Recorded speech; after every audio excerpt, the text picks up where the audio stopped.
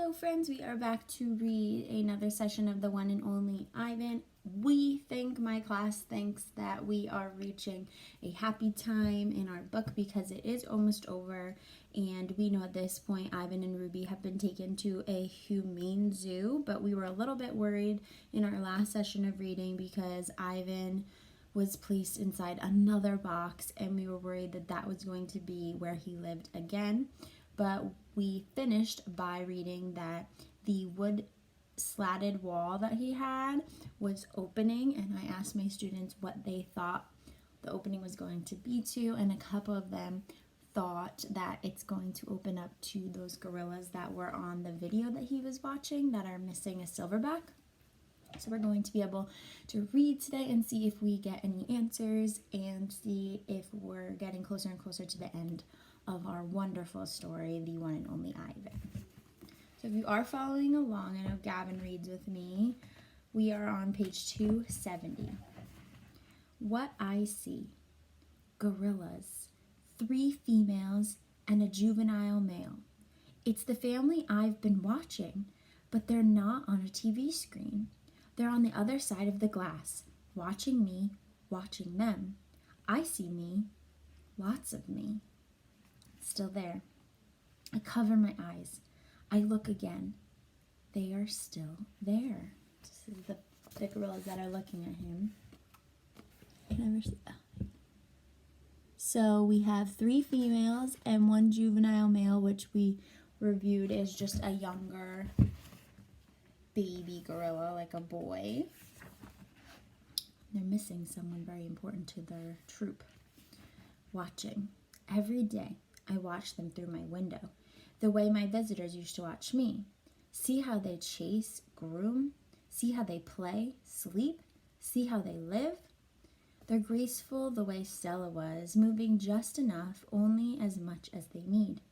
They stare at me, heads tilted, pointing and hooting, and I wonder, are they fascinated by me as I am by them?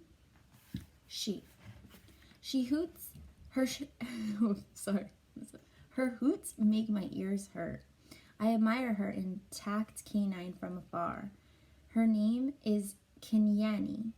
She is faster than I am, spry, and probably smarter, although I am twice her size, and that too is important. She is terrifying and beautiful, like a painting that moves. Oh no, I think that Ivan may have a crush on Kenyani. The door. Today, the humans led me to a door. On the other side, Kenyani and the others wait for me. I'm not ready for this. I'm not ready to be a silverback. I'm just Ivan. Ivan, only Ivan. I decide it's not a good day to socialize. I'll try again tomorrow. So we know that Ivan's feeling a little nervous inside about actually having to be who he is always meant to be and be that silverback to protect his troop and his new family. And he's feeling a little flustered, which I would too, because we know that he was at the Big Top Mall for many, many years. So it may be a very conflicting and scary thing to now be in a wild setting under the eyes of a humane zoo, and he's just maybe feeling a little flustered or nervous. Wondering. All night I lie awake, wondering about Ruby. Has she already walked through a door like the one I'm facing? Was she as scared as I am? Scared the way she must have been the day that she fell in a hole? I think of Ruby's endless curiosity and of the questions she loved to ask. Have you ever danced with a tiger, Ivan? Will your fur turn blue? Why doesn't that little boy have a tail?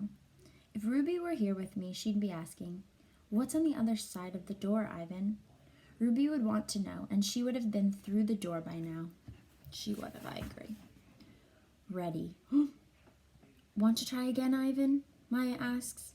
I think of Ruby, and I tell myself it's time. The door opens. Outside at last. I really think I'm going to start crying.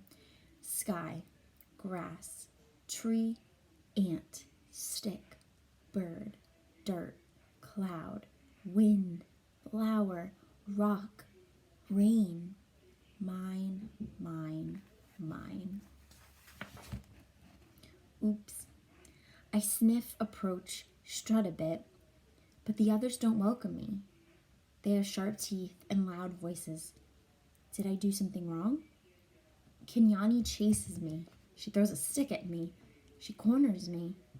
I know she's testing me to see if I'm a true silverback and one who can protect her family. I cower and hide my eyes. Maya lets me back into my cage. So Kenyani wasn't being mean to him, and they weren't being mean to him, but I think they were giving him a little bit of a test to see if he will protect them, if he has the ability to be a silverback. And we know that silverbacks can be angry and can protect their families if they need to. So he wasn't able to do that. He cowered and hid his eyes, which means he kind of like went into a little bit of himself and just like hid a little bit. So Maya let him back into his cage, and I'm hoping that he can try again. What it was like. I lie awake and try to remember what it was like being a gorilla. How did we move? How did we touch? How did we know who was boss? I try to think past the babies and the motorbikes and the popcorn and the short pants. I try to imagine Ivan as he might have been. I know that inside I'm feeling very empathetic for Ivan. I feel really bad for him because he never really knew how to be a gorilla. He never was able to really watch his dad be the silverback of his troop. And he was stuck inside a mall circus his whole life. And he may not know really how to interact with other gorillas. So it may take time. Pretending. The juvenile male approaches. He's eyeing my food hungrily. I imagine a different Ivan, my father's son. I grumble and swat and swagger. I beat my chest till the whole world hears. Kenyani watches, and so do the others. I move toward the young upstart, and he retreats, which means he goes away. Almost as if he believes I'm the silverback I'm pretending to be. Nest. I'm making a nest on the ground. It isn't a true jungle nest. The leaves are inferior and the sticks are brittle. They snap when I weave them into place. The others watch, grunting their disapproval. Too small, too flimsy, an ugly thing to see. But when I climb into the leafy cradle, it's like floating on treetop mist. This is his little cradle he created. I'm sure that's where he went to lay. He made himself a bed. And when you live in a 10 by 10 foot concrete pen his whole life, I'm sure laying in some sticks, even though they are weak and not ideal jungle sticks, I'm sure it feels like heaven. More TV. Maya wants me to go back to my glass cage. I can tell because she is tempting me towards the door with a trail of tiny marshmallows. I try to ignore her. I don't want to leave the outside. It's a cloudless day, and I found just the right spot for a nap. But I relent, which means he gives in. And she adds yogurt raisins to the trail. She knows my weakness all too well. In the glass cage, the TV is on. It's another nature show, jerky and unfocused. I expect to see gorillas, but none appear. I hear a shrill sound, a toy trumpet. My heart quickens. I rush close to the screen, and there she is, Ruby. She's rolling in a lovely pool of mud with two other young elephants. I'm getting all misty. Another elephant approaches. She towers over Ruby. She strokes Ruby, nudges her. She makes soft noises. They stand side by side, just the way Stella and Ruby used to. Their trunks intertwine. I see something new in Ruby's eyes, and I know what it is. It's joy. I watch the whole thing, and then Maya plays it again for me, and again. At last she turns off the TV and carries it out of the cage. I put my hand to the glass. Maya looks over. Thank you, I tried to say with my eyes. Thank you. We're going to stop there today because I am all teary-eyed and crying. We are going to bookmark 283, and we will continue reading. We are only